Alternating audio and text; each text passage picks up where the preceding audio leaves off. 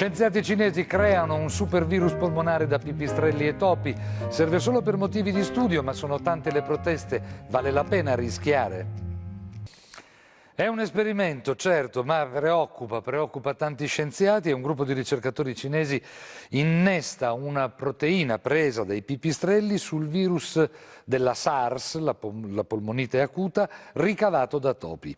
E ne esce un supervirus che potrebbe colpire l'uomo, resta chiuso nei laboratori, ovvio, serve solo per motivi di studio, ma vale la pena correre il rischio, creare una minaccia così grande solo per poterla esaminare? Maurizio Menicucci.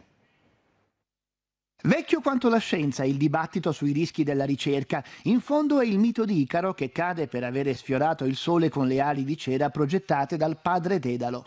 Lo rilancia un esperimento realizzato in Cina dove un gruppo di studiosi è riuscito a sviluppare una chimera, un organismo modificato innestando la proteina superficiale di un coronavirus trovato nei pipistrelli della specie, piuttosto comune detta naso a ferro di cavallo, su un virus che provoca la SARS, la polmonite acuta, anche se in forma non mortale, nei topi.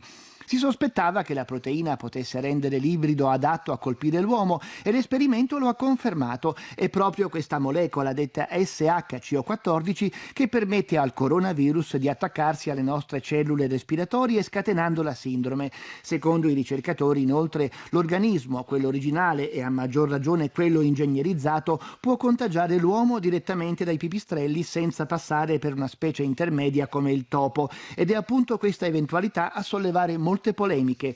Proprio un anno fa il governo USA aveva sospeso i finanziamenti alle ricerche che puntavano a rendere i virus più contagiosi, ma la moratoria non aveva fermato il lavoro dei cinesi sulla SARS, che era già in fase avanzata e si riteneva non così pericoloso. Secondo una parte del mondo scientifico, infatti, non lo è. Le probabilità che il virus passi alla nostra specie sarebbero irrilevanti rispetto ai benefici, un ragionamento che molti altri esperti bocciano. Primo perché il rapporto tra rischio e beneficio è difficile da valutare e poi perché, specie di questi tempi, è più prudente non mettere in circolazione organismi che possano sfuggire o essere sottratti al controllo dei laboratori.